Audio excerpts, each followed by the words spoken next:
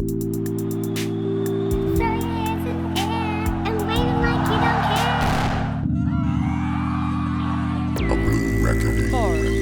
three, two, one. Found in almost every home, in the belly of spaceships, at the back of our devices, the vice is divisive, who knew?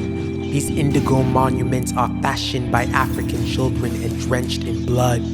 Cobalt, the blue stone mined by miners, the price is priceless, lining the pockets of buyers, designers, providing robots in factories, the cobalt in batteries, a colonial salary, a Congolese tragedy. What if the dreams of these children meant the destruction of our own, a reminder of our silence, explosions on the horizon?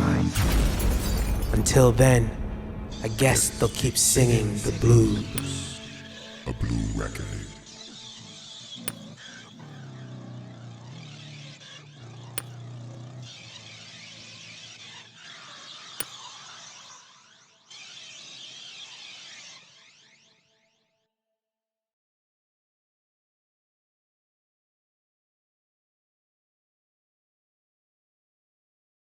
Hi, I'm Randy Lee. I'm an associate professor in industrial design at OCAD University in Toronto, Canada.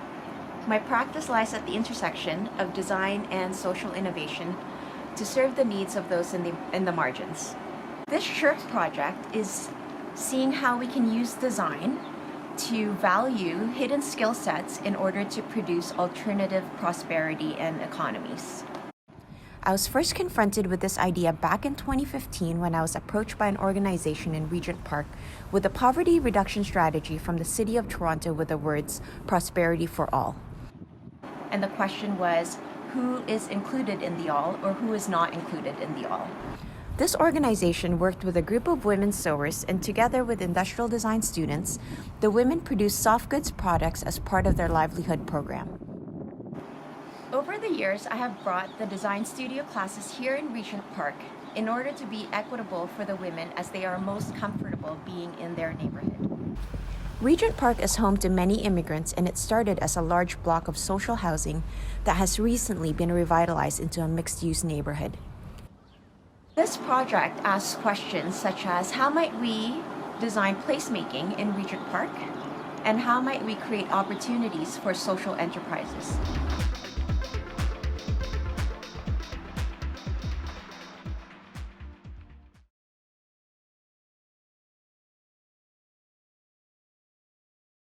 Growing up, my parents would pile us all in this old van, and we'd hop on the bridge and cross over to Detroit, or we'd take the tunnel over, and we'd be with my aunts and my uncles, and we'd have food, and we'd talk about culture and music. We talk about the coded message in hip-hop, and if you go back far enough, there's a lot of coded messages, whether it's braids in hair to things that were put into windows, or in music, coded messages about how to be successful and how to navigate the culture that we were now in and the adversities we all have to face as Black people in North America. And in hip-hop, yeah, there's all kinds of icing. If you go beneath the icing and you get to the kick, it's a message on how to survive. It's a message of how to get out. And a lot of those messages influence my work, from films from Spike Lee to music like Pac or Nipsey Hussle. These messages have influenced my work, and I'm trying to create a message of my own.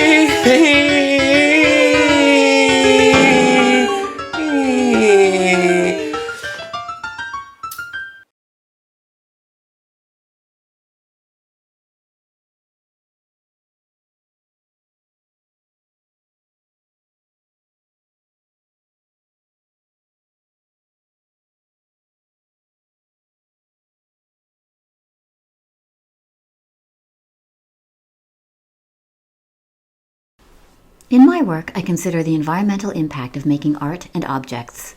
In this piece from a residency in New York was biodegradable and consumable, sourcing local soil and hydroponic felt to grow organic wheatgrass in the form of the words passive-aggressive. Taking over a previous industrial site, the nearby Chelsea Market sells wheatgrass shots for $8, highlighting the contradictions of wealth, food security, and the disconnection to growth cycles and the land. However, wheatgrass could be grown quickly and easily for pennies a serving.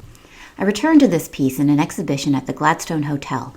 The term passive-aggressive speaks to the way that urban growth progresses unnoticed until suddenly appearing fully formed, representing the divides of individual human health and wealth within the city through gentrification. I asked visitors to reflect on the act of harvesting and making juice from the artwork, which they could then consume. Hundreds of visitors participated in the conversation about the neighborhood, the changing shape of the city, and the role of art as a non-neutral actor also implicated in these cultural shifts.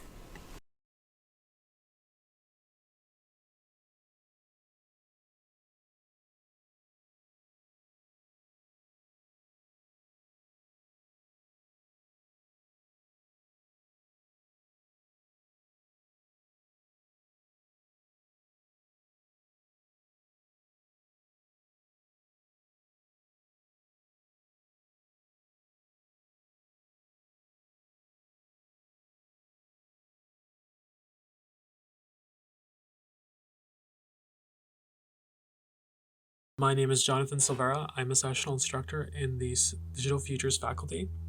My current focus is in creating a framework for developing narrative-focused simulations using artificial life agents in game engines. This project currently is untitled. It is an open-ended real-time simulation that will be presented as a multi-channel installation. The simulation is an exploration of rhizomatic storytelling that leverages generative ontologies, game design, and storytelling to explore the dynamics of resource distribution on entities inside an ecosystem. This work is an experimentation in the use of game engines for experimental and expanded cinema. Game engine features like programmable non-player characters or AI controllers are used to create narrative complexity influenced by biology or community. The simulation draws inspiration from the role of mycorrhizal fungi in nature as a model for cohabitation and survival within ecological degradation. This project follows the research creation methodology and is situated in the field of computational and generative arts.